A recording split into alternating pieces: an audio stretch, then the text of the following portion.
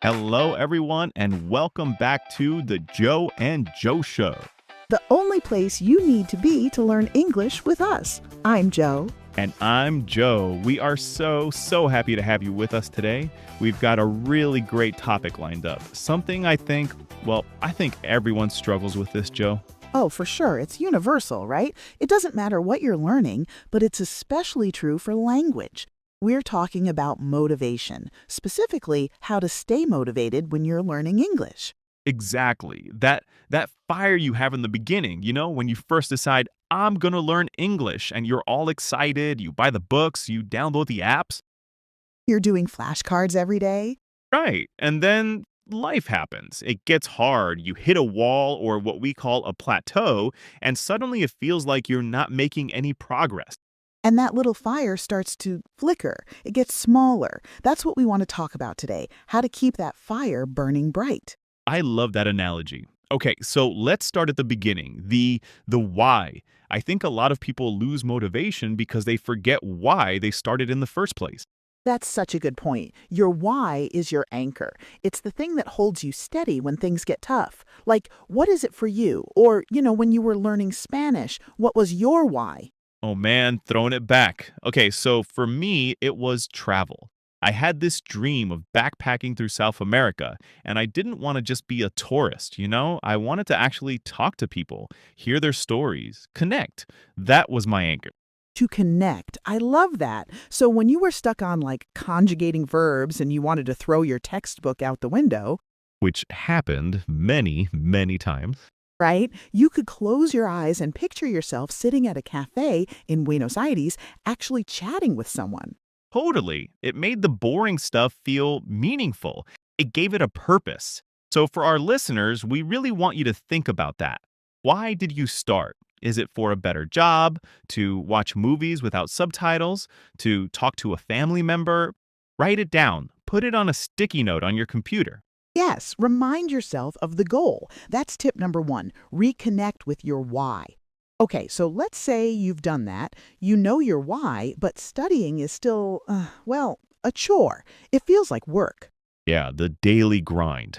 This brings me to my favorite tip, which is stop studying. Wait, what? The host of an English learning podcast is telling people to stop studying? Okay, let me explain. I mean, stop thinking of it as studying. You have to make it fun. You have to integrate it into your life, into the things you already love to do. Okay, that makes more sense. So, what do you mean? Give me an example. Do you like video games? Play your favorite game, but switch the language to English. Do you like cooking? Find a recipe from an American or British chef on YouTube and follow along. You love music? Oh, music is a huge one. Find a song you love, look up the lyrics, and sing along. You'll learn vocabulary, pronunciation, rhythm, and you won't even realize you're studying. Exactly. It's about changing your mindset from I have to study English for an hour to I get to listen to my favorite Taylor Swift song and actually understand what she's saying. It's a total game changer. It really is. You're tricking your brain into learning. My favorite is watching TV shows. I started watching Friends with subtitles in my own language. Then I switched to English subtitles, and then, eventually, no subtitles at all. That's the perfect progression. And you pick up so much slang and, natural sounding phrases that you'd never find in the textbook. Totally. Could you be learning any more English? I see what you did there. Very good. So that's tip two. Make it fun. Find your hobby and do it in English. Okay, but what if you're doing all that? You're having fun, you remember your why, but you still feel just overwhelmed, like the mountain is too high to climb. Yes, the feeling of I have to learn all of English, which is, of course, impossible. And that leads us to tip number three. Set tiny goals. I like that. Not just small goals, but tiny goals. Yeah, instead of saying, I'm going to become fluent this year, which is huge and vague, say, today I will learn three new words related to food. Right, or this week I will watch one 10-minute video in English without subtitles. Yes, something you can actually do and then check off a list. That feeling of accomplishment, even from a tiny goal, is so powerful. It builds momentum. You learn 3 words today, maybe 4 tomorrow. It's like building a snowman. You start with a tiny snowball and you just keep rolling it. Each little success makes the ball bigger. Great analogy. And soon you have this big snowman of English knowledge that you built one tiny snowball at a time. It stops you from looking at the peak of the mountain and giving up.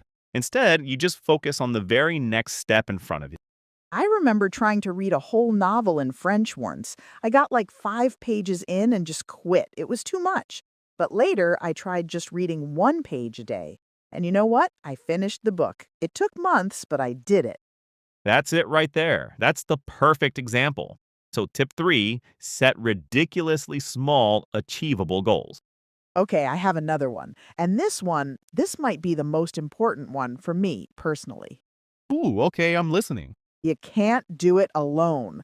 Language is about communication, right? So if you're only ever learning by yourself from a book or an app, you're missing the whole point. You need a community. 100%. 100%. It's so easy to give up when you're the only one holding yourself accountable. Exactly. Find a language exchange partner, join a conversation club, find a tutor.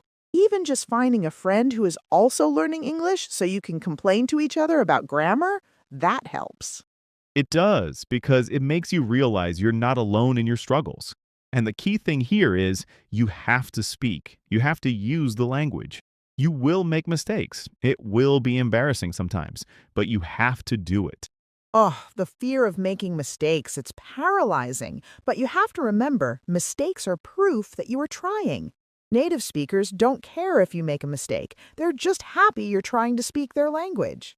They really are. Nobody's going to laugh at you. And every time you have a conversation, you get a little bit better, a little more confident. That connection with another person is the ultimate motivator. It brings you back to your why. It brings everything full circle. So let's recap our tips. First, reconnect with your why. Second, make it fun. Stop studying. Third, set tiny, achievable goals. And fourth, find your community. Don't learn alone. That's a pretty solid plan for staying motivated. You know, we actually got an email this week from a listener, and I think it's the perfect time to read it. Oh, cool. Okay, let's hear it. Okay, so this is from Kenji in Japan. Kenji writes, "Hello, Joe and Joe. I love the show. I have been studying English for 2 years. At first, I improved quickly, but now I feel stuck. I study every day, but I don't feel like I am getting better. My motivation is very low. Do you have any advice?" Angie, thank you so much for writing. First of all, what you're feeling is 100% normal. It's called the intermediate plateau, and every single language learner experiences it. Everyone, us included, the gains, the improvements, they become smaller and harder to see, but they are still happening. So, my advice for Kenji would be to really focus on tip number 2. You're studying every day, which is amazing discipline. But maybe it's time to change how you're studying. Put away the textbook for a week, Kenji, and instead find an English language podcast about a topic you love. Maybe it's cars or history or movies. That's great advice. Or find an online group of people who share your hobby and try to write one comment in English each day. Or even better, consider subscribing to our YouTube channel and podcast and let Joe and myself help you along. Exactly. You need to shake things up, break the routine. The plateau feels like a flat road, so you need to find the new, more interesting path. And I promise you are still improving even when it doesn't feel like it. That's great advice, Joe. Kenji, we hope that helps. Keep going. You're doing great. Well, that's just about all the time we have for today. This was a great conversation, Joe. I feel motivated. You know, Kenji's email brings up a bigger topic that I think we should touch on. We've talked about how to stay motivated, but what happens when you just burn out? When it feels like all the motivation is completely gone? Me too. So to all our listeners out there, we hope you're feeling a little more motivated too. Remember to find your why, make it fun, set tiny goals, and find your people. And if you haven't already, please consider subscribing to our channel or drop us a comment below. We'd love to hear from you. On the next episode, we're going to show you how to order in a restaurant and other helpful English phrases you should know. Ooh, that's a good one. You won't want to miss it. Until then, keep practicing. I'm Joe. And I'm Joe. Thanks for listening to The Joe and Joe Show.